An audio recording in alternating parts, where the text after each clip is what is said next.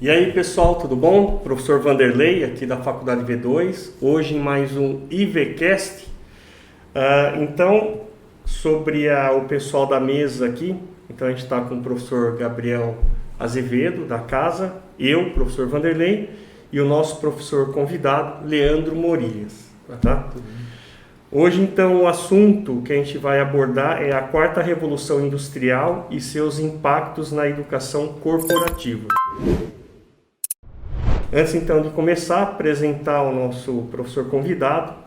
Ele é doutor em administração pela USP, certo? Universidade de São Paulo. Ele é mestre também em administração pela mesma faculdade, Universidade USP. É especialista em gestão de empresas e contabilidade pela FIU, Faculdades Integradas Urucungá. Nome diferente, É graduado também em administração pela Unijales, Centro Universitário de Jales, e alguns cursos de extensão, como por exemplo, da Universidade de Cambridge, Lyon e Harvard. Certo, professor? Isso mesmo. Beleza. Bom, então agora eu passo a palavra ao professor, só para ele fazer um resumão aí da experiência profissional. Perfeito. Bom, em primeiro lugar, quero agradecer, professor Vanderlei, professor Gabriel, pelo convite. Prazer estar com você, com vocês e com a audiência de vocês. Então, para falar um pouquinho da minha experiência, eu me defino como um executivo de educação. Porque os alunos sempre fazem aquela brincadeira com a gente, Se além de dar aula, se a gente trabalha também, Sempre. Mas, na verdade, é o seguinte, Eu sou um executivo que trabalho com produtos educacionais. Certo. Então, sou professor desde 2000, ainda fazendo a faculdade, eu comecei a dar aula em cursos preparatórios, Depois que terminei a faculdade, na colação de grau, eu recebi convite para dar aula, onde eu fiz a graduação no ano seguinte. Certo. E aí fui fazer toda a minha trajetória acadêmica de mestrado, doutorado, etc. Mas eu fiquei um certo tempo como coordenador de graduações, depois eu virei diretor de faculdade, coordenador de pós-graduação, e nessas funções eu tive a oportunidade de conhecer melhor o mercado de educação executiva, dar aula para presidentes, diretores de empresa, que eu venho fazendo já há 15 anos, E além disso, eu também fui presidente da Associação Nacional de MBA, a ANAMBA. Fui diretor aqui no Brasil do Chapter, que é o órgão do Prime, que é um órgão da ONU voltado para a educação sustentável. Atuo também como conselheiro do Guia de MBAs do Jornal Estado de São Paulo e também como avaliador do MEC, E atualmente, que acho que até o tema do nosso bate-papo aqui, eu montei uma EdTech, uma startup em educação, para propor uma nova forma de fazer educação corporativa. Certo. Tá. Essa empresa que você montou, ele faz cursos para empresas, Exatamente. Ele é mais voltado para essa área. Na verdade, o que a gente fez? A gente trabalha com o conceito de ecossistema de educação. Então, nós temos hoje nesse ecossistema um grupo de faculdades que a gente representa do Brasil, então Mackenzie, FIPECAF, Centro Universitário de Jaguariúna, mas também do exterior. Então é a ADA Business School de Barcelona, a Porto Business School de Porto, que é Portugal, e também o ISEG, que é o Instituto Superior de Economia e Gestão de Lisboa. Temos também um grupo de empresas de consultoria, professores associados, e basicamente a gente faz o quê? A gente vai até a empresa, estuda toda a estratégia do negócio, estuda o perfil da mão de obra, e a gente cria produtos totalmente customizados, graduação, especialização em MBA, com diplomas reconhecidos pelo MEC. Então a empresa, o RH da empresa prepara o colaborador, dá esse benefício para ele, e ele sai do negócio, vai para a sala ao lado, tem a universidade corporativa, só que em vez de ele estudar cases que não tem nada a ver com o negócio, ele vai discutir os problemas reais num misto de educação e consultoria.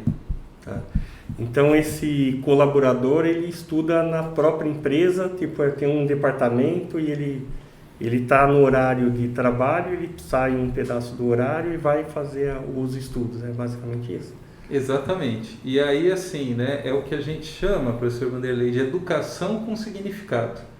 porque acho que todos nós aqui, em algum momento assim da nossa trajetória acadêmica, né, nós tivemos alguma aula que a gente falou, poxa, esse professor é muito bom, tem didática, mas o que ele está ensinando, eu me pergunto se eu vou conseguir aplicar isso para o mundo real, né?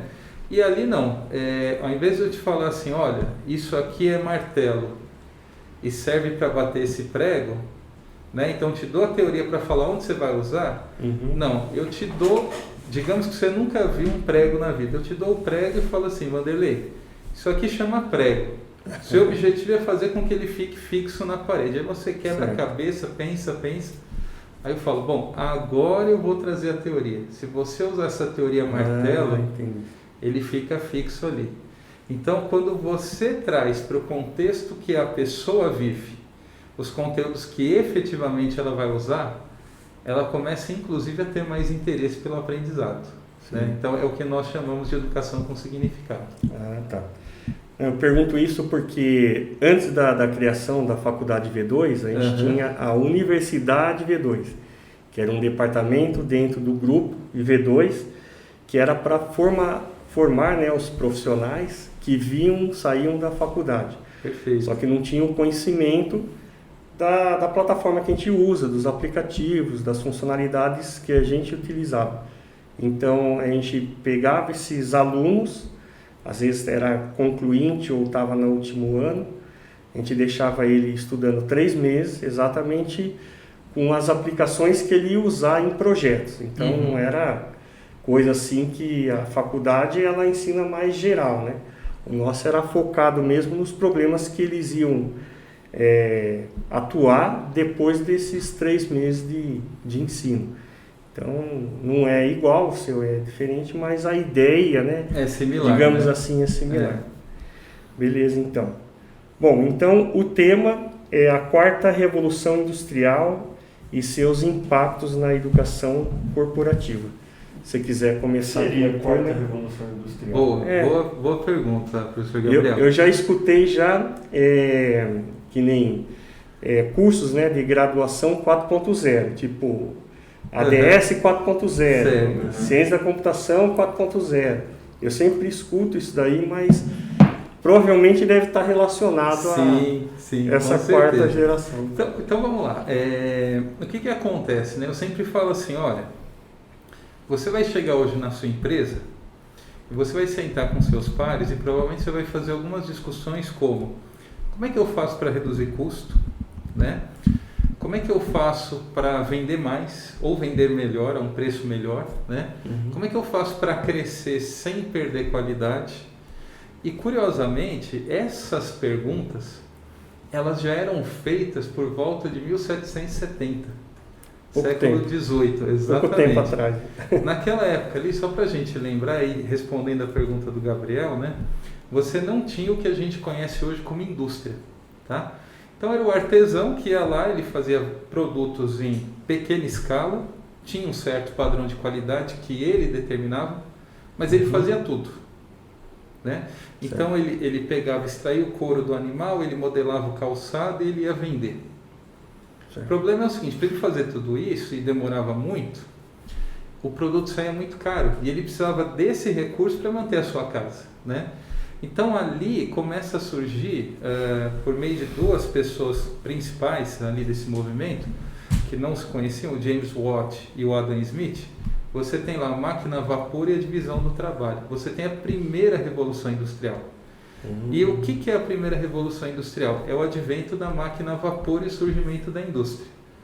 Na segunda, essa já vai acontecer a partir do começo do século XX, e tem tudo a ver com os modelos de educação.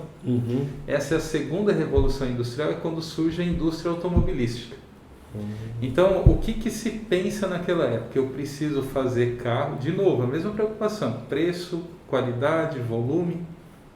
Eu preciso fazer carro com grande escala. Então, você tem Henry Ford nos Estados Unidos pensando isso, você tem Carl Benz pensando na Alemanha, que vai dar origem à Mercedes-Benz, tá certo? Mas o que eles percebem, e o raciocínio deles estava correto para a época, se eu fizer o mesmo produto, eu ganho volume e eu ganho escala. Então eu faço um Ford modelo T na cor preta. Bacana, só tem um problema. Eu olho para o professor Vanderlei, eu vejo uma pessoa, olho para o professor Gabriel, vejo outra pessoa, são indivíduos. O que eles não se atentaram naquela época é que talvez famílias maiores iam querer carros maiores, tá certo? Talvez as pessoas pagassem mais caro por carros de outras cores, com outros materiais. E o problema, professores, é que este modelo foi o modelo usado para a criação das primeiras escolas. Quando você precisava formar mão de obra para trabalhar naquela indústria que ainda estava nascendo, o que foi feito? Bom, vejam se vocês não percebem uma certa semelhança. Se eu pegar, assim como eu tenho a linha de produção, que eu faço cada pedacinho da produção de uma vez, e se eu pegar esse pessoal, botar numa sala de aula e falar assim, agora você vai aprender a disciplina A. Terminou A, você vai aprender a B. Terminou a B, você vai aprender a C, a D, a E, a F, de tal maneira que ao longo de 2, 3, 4 anos você está passando numa esteira de produção e, entre aspas, você vai sair produto formatado para o mercado de trabalho. Então o aluno ele é visto como matéria-prima em transformação. Só tem um problema: as pessoas têm cognições diferentes, elas aprendem de forma diferente, elas têm experiências de vida diferentes e principalmente elas têm interesse em aprender coisas diferentes, tá certo? Esse modelo da segunda revolução que foi levado para as escolas, e isso vai desde o ensino fundamental até o ensino superior, ele permanece até hoje. Aí você tem, por volta dos anos 70, a chamada terceira revolução industrial, que essa é fácil da gente gravar, porque o R é robótica e o I é informática. Então, nessa terceira revolução surge uma questão muito forte. Como é que ficam as pessoas? Então, se a segunda revolução ela cria um modelo de educação padrão para todo mundo, eu, professor, né? Parto do princípio que eu tenho o conhecimento que você precisa. Mas eu não pergunto de onde você vem, que empresa que você trabalha, o que você faz da vida. Eu passo o conteúdo e falo, toma, agora vai lá e faz o teu show, performa bem, né? Na terceira revolução, começou essa discussão. Será que as máquinas vão substituir as pessoas? Mas a pergunta que se coloca é o seguinte, talvez não substituam os presidentes, talvez não substituam os diretores, mas talvez substitua já naquela época o caixa de banco que perdeu espaço para a ATM, que agora perdeu espaço para Internet Banking, tá certo? E aí vem a quarta revolução. E o que essa quarta revolução traz de diferente? Que a principal matéria-prima dela é capital intelectual. Então, assim, é automatização e gestão do conhecimento. E aí surge um problema, porque assim, se na segunda eu tenho um modelo engessado de educação, se na terceira ela expõe que a mão de obra mais operacional tende a perder o emprego, eu preciso qualificar as pessoas para coisas mais estratégicas, né? Nós estamos vendo na prática uma disputa entre os países hoje por causa da Covid, né? Para ver quem consegue desenvolver suas próprias vacinas. Deixa de ser comprador e passa a ser fornecedor mundial. E aí vem a dúvida, né? Como que eu vou qualificar as pessoas para esse novo mundo que ele tem, assim, eu nomeio, né, de 5 características: hiperconexão, economia compartilhada, sucesso do consumidor, né? Nós temos também integração de oferta e demanda e customização em massa. Como é que nós vamos preparar as pessoas se os nossos modelos de ensino são modelos tradicionais engessados desde a segunda revolução? Então, respondendo a pergunta, professor Gabriel, a quarta revolução ela vem trazer um foco naquilo que é intangível, que é o conhecimento, né? Eu falo para vocês, olha que curioso, né? Pergunto para vocês, qual que é a maior frota de táxi do mundo hoje? Não tem informação. Maior, aqui tem mais, eu acho que é Uber, né? Perfeito. E a maior rede de hotéis? Trivago, qualquer, não sei. Airbnb, talvez? Airbnb, provavelmente. Né? E aqui no Brasil, qual é a maior rede de restaurantes? É o iFood, né? iFood. Mas o que esses 3 caras têm em comum? além deles terem um foco em integração de oferta e demanda, então veja, eu não preciso ser o dono do táxi, mas eu preciso ter para você, cliente, a informação de qual táxi está mais perto ou carro de transporte, né, de aplicativo mais perto para levar até você. Né? Eu não preciso ter uma casa em Santos, mas eu preciso saber quem tem para te alugar e eu faço essa ponte.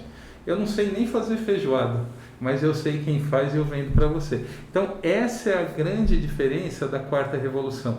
Ela traz essa gestão, essa integração do conhecimento. Por isso que a gente precisa mudar os modelos de ensino-aprendizagem, tá certo? Entendi. Perfeito. É que eu ouço bastante falar, né? Até o Lucas fala daquela sala de aula, né? Que o pessoal fica tudo sentado, enfileirado. Você pega a foto de 1930, 40, é a mesma foto que tem hoje, você tirar uma foto hoje. Lógico, com a pandemia mudou muito, né? Agora o pessoal não está mais na sala, mas sei lá, depois das vacinas pode ser que voltem, né? Um pouco a parte da presencial. Bem que acredito que a mentalidade vai mudar muito, né?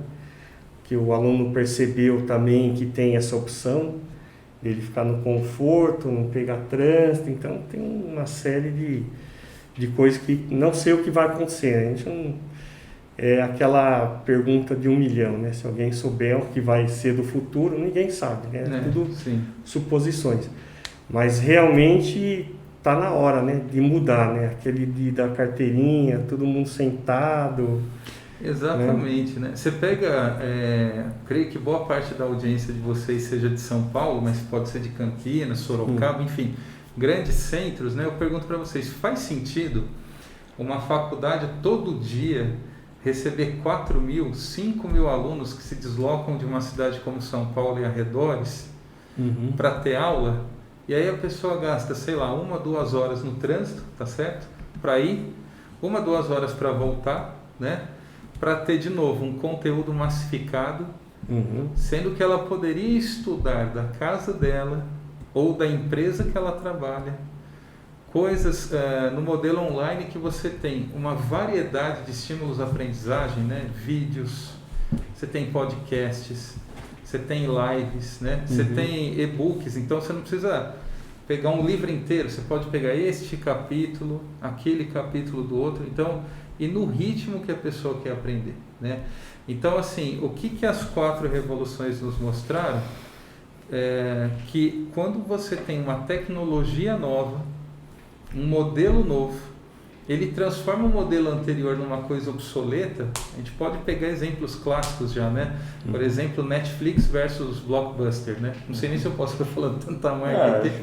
Depois eles pagam os royalties para vocês, né? Mas, assim, o que acontece, né? Essas empresas mostraram o seguinte, cada vez que uma tecnologia nova entra, quem não se adapta, ou ele vira funcionário, ou ele está fora do mercado. Foi o que aconteceu com o artesão lá na primeira revolução, né?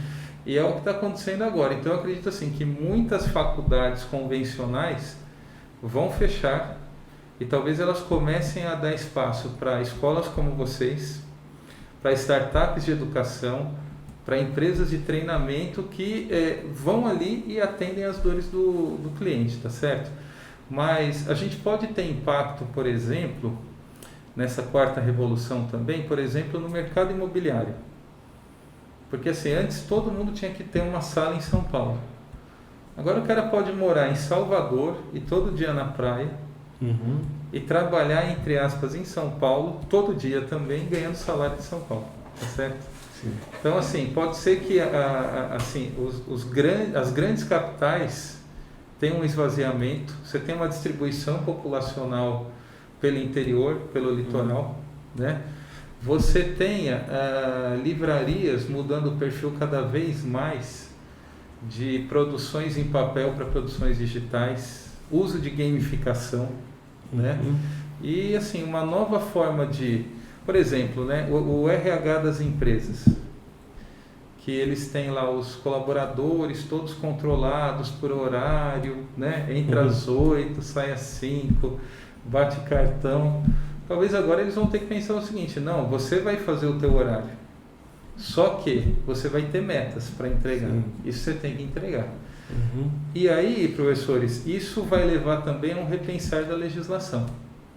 Então é bem o que o professor Vanderlei falou, a gente está, e esse talvez seja o lado positivo da pandemia, a gente está no início de uma revolução, que é a quarta revolução que começou em 2016, mas que ela já era exponencial no conhecimento e ela foi e está sendo muito acelerada por causa da pandemia, né? Quem tinha preconceito com EAD, por exemplo, já está revendo esse preconceito, certo? Então a gente tem uma mudança aí sem precedentes, eu acredito. As instituições, até o MEC mesmo está tendo que ter essas alterações, senão como que ia fazer? Ia fechar tudo, as faculdades. Então, o que comentam, né, que essa parte da pandemia acelerou muitos, né, processos que iriam acontecer, mas não agora, daqui às vezes alguns anos, e consequentemente a pandemia falou, viu, não pode ser daqui 3 anos, cara, você tem que ser daqui semana que vem. Tanto que a correria que aconteceu das empresas... Telemedicina também, a gente poderia citar, né? As companhias aéreas, por exemplo, perdendo parte do seu faturamento, sobretudo para voos de negócio, porque começaram a concorrer, sem perceber, estão concorrendo, por exemplo, com aplicativos de videochamada, né? Então, para que eu vou parar em Curitiba, se eu posso estar aqui no escritório fazendo uma reunião com a pessoa de lá e quando acabou a reunião eu vou trabalhar, não vou perder tempo em ficar parado em aeroporto, por exemplo. O negócio, a mudança que está tendo é impressionante, né, em todos os setores. E só para entender um pouco melhor, então essa quarta revolução que eu entendi é tipo o ensino mais focado. Na verdade, assim, a quarta revolução é um movimento que está acontecendo e que tem reflexos na educação, mas não só. Tá? Ela não está necessariamente associada à educação. Não. Mas ela impacta a educação de uma certa forma. Sim. Acho que a educação foi lá e puxou, falou, esse nome, né, tá no ar aí, vamos tentar pegar algumas características dessa revolução e utilizar na educação. O que parece que é uma revolução voltada à informação. Exatamente, a gestão do conhecimento. Isso. Então você, por exemplo, como você deu o exemplo das 3 empresas, que o produto delas é a informação. Então você torna acessível o acesso a uma informação que você não teria de nenhuma outra forma. E você faz conexões. Acho que essa é a primeira característica, sabe, professor Gabriel? Hiperconexão. Então, vocês vejam só, né? A gente hoje pode montar um curso e vender para o mundo inteiro. Se a gente fizer em português para países de língua portuguesa, ou falantes de língua portuguesa, ou em inglês, né? Então, assim, quando eu fiz os cursos lá em Cambridge e Lyon, eu tive que ir para a Europa. Hoje você pode estudar pela Universidade Wharton, pela Universidade de Cambridge, de Harvard, na sua casa, né? Então essa é uma questão, hiperconexão. Então é conexão, a gente diz assim, não é internet das coisas, é internet de todas as coisas. Então, por exemplo, você vai chegar na tua geladeira daqui a um tempo, vai ter um beacon lá, que é um dispositivo. Aí você clica lá e faz assim, fralda, né? Tem criança pequena? Fralda. Daqui a pouco tem entrega na tua casa. Né? O Mercado Livre, algumas empresas de e-commerce estão fazendo isso, mas vai ser muito mais automatizado. E quando você pegar a última cerveja, a tua geladeira vai disparar um SMS para você, um WhatsApp, e falar, acabou a cerveja. Tá certo? Você vai chegar no shopping, falar, poxa, eu vou comprar essa sandália para dar de presente para minha esposa. Quanto será que tá? Aí você recebe uma mensagem. Sandália, aquela mesmo, né? Em promoção, tanto. Então, o que acontece? A sandália com um dispositivo Bluetooth já mandou informação para o teu celular, para avisar para você que ela está em promoção. Então, a quarta revolução, ela traz essa característica da hiperconexão, né? Agora, lembra, a segunda é o Ford modelo T na cor preta. É a educação padrão, são os produtos padrões. Essa aqui não, é a customização em massa. Que é mais ou menos o que a gente já está vendo no e-commerce. Quando você vai lá e compra um negócio, ele fala, quem comprou isso também comprou aquilo. Né? Então, vocês sabem bem melhor do que eu disso. É Big Data, é Analytics, criando nichos de consumo e sabendo para quem vai vender, tá certo? Você tem outras características que é o que eu chamo de Customer Success. O Gabriel me parece que é mais novo, o Vanderlei vai lembrar disso. Quando a gente era pequeno, era uma lástima, né? Porque você chegava de manhã na TV, tinha 2, 3 canais de desenho, né? E passava aquele desenho naquele horário. Se você estudava de manhã, você estava ferrado. Porque você falava assim, pô, vou perder os desenhos, à tarde não tem desenho. E não tem. Eu acho que Gravação era... Eu sou um pouco mais difícil. novo, mas eu lembro que uma época da minha vida eu estudava à tarde. E aí, em determinado momento, eu passei a estudar de manhã e eu chorei os primeiros dias porque eu não conseguia assistir o desenho que passava de manhã. Pois é. E aí, sabe o que acontece hoje? Hoje é o seguinte, né?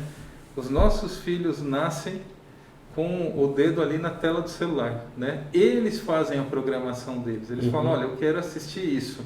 Escolhe até em que idioma querem assistir, tá certo? Nos serviços de streaming. Aí eu pergunto para vocês, pessoal, veja, se o consumidor escolhe o que ele quer comprar, ele tem plataformas de oferta, ele diz o que, quando, em que quantidade, recebe em casa, né? Será que os modelos convencionais de educação, em que eu falo para você o que você tem que aprender, mas eu não sei o que você vai fazer da vida quando você sair da faculdade, será que ainda fazem sentido? Então, assim, a quarta revolução, ela é muito mais, é um movimento global, como aconteceu as outras 3, mas o que ela traz de diferente? Além do conhecimento, ela é exponencial. Então, assim, eu tive a oportunidade de fazer uma palestra para uma montadora de veículos em agosto do ano passado. E eu perguntei para eles assim, escuta, como é que está o planejamento estratégico de vocês para setembro? Aí o sujeito falou assim, peraí, carro, você tem hoje o mercado de aplicativos, o mercado de seguros, que já está colocando em questionamento se eu deveria comprar o carro ou se eu deveria alugá-lo, tá certo? Né? E uma pandemia onde todo mundo está dizendo, fique em casa, né? Então, assim, eu começo a buscar informação para criar novos nichos de consumo, novos segmentos, novas oportunidades. E aí, na educação, isso vai a reboque, entende, Gabriel? Porque aí o que acontece? Eu tenho que pensar que eu vou te ensinar aquilo que vai fazer sentido para aquele negócio que você está pensando que talvez ainda nem exista. Então, esse vai ser um grande desafio das escolas, para que elas tenham conteúdos realmente que trabalhem com esse conceito de customização em massa, que possa atender cada nicho na sua necessidade, né? Tá, então, para as faculdades, então, elas teriam que ter essa noção, né? As que já não entenderam que o público mudou em pouco tempo, porque tudo foi antecipado. Então, as faculdades que não fizerem isso daí vão ficar para trás e vão ser substituídas por novas, ou as que entenderem essa alteração e correrem atrás, né? Acho que a ideia é essa, né?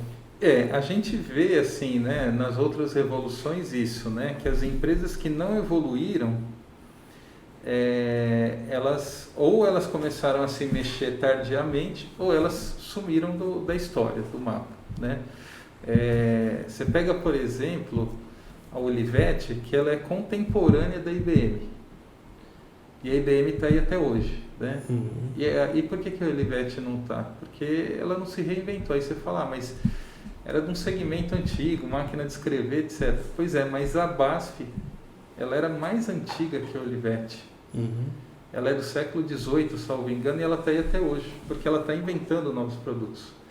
Então, talvez a faculdade que não se reinventar, ela vai continuar tendo um produto de massa padronizado, mas aí ela corre um sério risco de ter que ir cortando custo, baixando preço, que vai chegar uma hora a pessoa vai falar assim, olha, eles cortaram tanto custo, e para cortar custo, cortaram a entrega do serviço, que o que eles oferecem, apesar de barato, não me atende. Eu prefiro fazer um curso de curta duração que resolve o problema da minha empresa, o meu problema, do que estudar numa escola como essa, que o curso está tão engessado que já não fala mais com aquilo que eu preciso, tá certo? Então, eu acredito que nós estamos entrando numa revolução educacional sem precedentes e exponencial, professor. Vai ser muito rápido. as escolas vão ter que se atentar para essa mudança. Eu acho que o que ainda não deu a cartada final nesse ponto, das faculdades principalmente, é a questão da contratação por parte das empresas. Muitas empresas ainda têm o requisito mínimo de você ter uma graduação ali tradicional, favorecem algumas graduações em instituições mais tradicionais, enfim. Eu acho que quando a gente vem passando por uma mudança, para melhor, para pior, não sei dizer ainda, mas vejo cada vez mais as empresas contratando pessoas sem nenhum curso superior, apenas com a educação de base. Eu acho que quando isso se tornar mais disseminado, aí sim a gente vai ver, de certa forma, uma movimentação maior por parte das instituições de ensino superior. E por certo ponto, né, enquanto algumas empresas vêm adotando esse modelo de contratar sem esses requisitos, outras empresas de tecnologia optam ainda por ter aquele requisito de você precisa ter um curso de ciência da computação, um curso de engenharia de software, um curso de engenharia da computação. E eu me pergunto, e a maioria dessas empresas, curiosamente, são big tech, né? São empresas muito grandes, Facebook, Amazon, Netflix. E eu me pergunto qual seria a razão por trás de querer esse profissional mais que seguir um modelo tradicional de ensino, né? Eu acredito que seja assim. Bom, aí acho que talvez tenham 2 pontos para a nossa reflexão, né? A primeira é o seguinte: onde é que está o conhecimento? Tá certo? Tem um menino que hoje ele deve estar com uns 18 anos, ele chama Jack Andraka. Tem até uma palestra dele no TED. E ele teve um parente, um conhecido que morreu de câncer pancreático. E aí ele falou assim: poxa, mas as pessoas não deviam morrer desse câncer se ele fosse detectado no seu início. E o que ele fez? Ele fala exatamente isso. Ele fala: eu fui para a internet, eu fui para o Wikipedia, eu fui para vídeos no YouTube, fui para o TED, né? E eu comecei a pesquisar. Ele é filho de uma enfermeira, o pai é engenheiro, então ele juntou engenharia com saúde. E ele inventou um teste de detecção de câncer que custa 3 centavos de dólar. Então, assim, veja, é o que eu falo, assim, as grandes empresas, talvez o CEO da empresa tenha acabado de jogar PlayStation e está navegando na internet e teve um insight para criar um negócio. Então, acho que esse é o primeiro ponto. Onde é que está o conhecimento? O conhecimento não está mais só na mão das faculdades. Tá certo? Então as empresas, talvez elas vão começar a procurar modelos mais disruptivos. Cursos de curta duração, mais baratos, mas mais direto ao ponto, né? E aí, assim, as faculdades talvez tenham que repensar não só a forma de ensinar, mas o próprio portfólio. Então, assim, será que faz sentido eu colocar você para estudar durante 4 anos, se daqui 4 anos o que você aprendeu, boa parte já vai estar obsoleta? Esse é um ponto, tá certo? Outro ponto talvez seja o seguinte: por que ainda algumas escolas optam por formação de... algumas empresas, né, como você colocou, optam pela formação de bacharéis? Porque talvez esses caras venham para trabalhar no negócio não no aspecto técnico, mas do ponto de vista gerencial. Então esse cara ele vai liderar equipes, ele vai virar um diretor, ele vai virar presidente, aí talvez ele precisa ter de fato uma formação mais concreta, ele precisa estudar mais a fundo estratégia, ele precisa estudar análise de cenários, ele precisa estudar macroeconomia. Então esse cara ele precisa ter um estudo mais denso. Mas talvez para inovação tecnológica, para resolução de problemas do dia a dia, o caminho não seja um curso de longa duração. O caminho sejam cursos rápidos, né, que me deem soluções mais rápidas porque eu preciso. E aí até trago um ponto aqui para a gente pensar junto, que é o seguinte: vocês já pensaram quando, assim, se Deus quiser nós vamos chegar lá, né, que boa parte da população estiver vacinada e aí falarem: olha, as medidas restritivas estão mais liberadas, a gente precisa retomar o crescimento. As empresas, boa parte delas vão estar descapitalizadas, tá certo? O que elas vão ter que investir? Em produtividade, então menos gente fazendo mais. E aí eu chego nas empresas e falo assim: olha, eu tenho um curso maravilhoso que eu já vendi para várias pessoas, eu não sei nem o que você faz, mas esse curso é bom, né? E vai demorar 4 anos para o teu colaborador ficar pronto para trabalhar no teu negócio. A empresa vai falar, cara, daqui 4 anos desse jeito eu não tenho empresa. Então assim, você tem alguma coisa que é direto ao ponto, que a pessoa aprende, aplica e já me ajuda a recuperar dinheiro, recurso, para pagar o próprio curso deles, que eu acho que é um pouco o que vocês fazem aqui, tá certo? Então, assim, acho que esses são os 2 pontos, sabe, Gabriel? O primeiro é, onde é que está o conhecimento? E o segundo é, eu estou formando pessoas para quê? Para serem líderes, para serem gestores, para serem técnicos, né? Ou seja, se eu não alinhar o produto educacional à estratégia do negócio, eu estou te dando papel, né? Eu não estou te dando competência, sabe? Acho que esse é um ponto importante aí para a gente pensar, né? Perfeito. Tanto que a nova estratégia da plataforma Class é isso, né? As empresas vão conseguir achar os novos profissionais por competência, né? Ele tem que provar que ele sabe aquilo de várias maneiras, né? Com atividades, projetos entregue, provas, aplicações, e a empresa vai saber que o cara realmente sabe aquele lixo de informação, né? Que acho que é a ideia geral. Perfeito. Tá bom. Mais alguma pergunta aí? Acho que ficou bem claro o que é Agora você entendeu a quarta revolução revolução 4.0 e como ela impacta a educação. Eu acho que todos temos acho que todo ser humano ele tem o papel de repensar o ambiente onde ele vive e como ele pode melhorar, né? Eu acho que a educação ela nunca deve ser apenas tratada como um ensino básico, ensino fundamental, ensino médio, ensino superior e acabou. Eu acho que a educação ela vem de diversas formas e a todo momento você está aprendendo. O que depende, o que te torna, o que dá certa vantagem para você, do ponto de vista do conhecimento, é como você faz uso dessa informação que você está adquirindo. Aplicação, né? Vamos só lembrar que a maior, ou uma das maiores empresas do mundo, que é o Google, teve o seu algoritmo de programação como uma tese de doutorado, né? Então, assim, não faz sentido fazer pesquisa para gerar paper, para ficar ali numa revista, se as pessoas não vão ler, não vão tirar ideias e não vão trazer para o mundo real para melhorar a vida de outras pessoas, tá certo? Essa é a educação que a gente enxerga que é a educação do futuro. Exatamente, tem que ter alguém para traduzir essa parte. Isso aí. Porque uma das questões que eu já até fiz, já perguntei para algumas pessoas, né? Você já acessou o Google Acadêmico alguma vez? Você já leu algum paper e tal? 99% das pessoas que eu pergunto que não são do meio acadêmico nem sabe que existe um Google Acadêmico.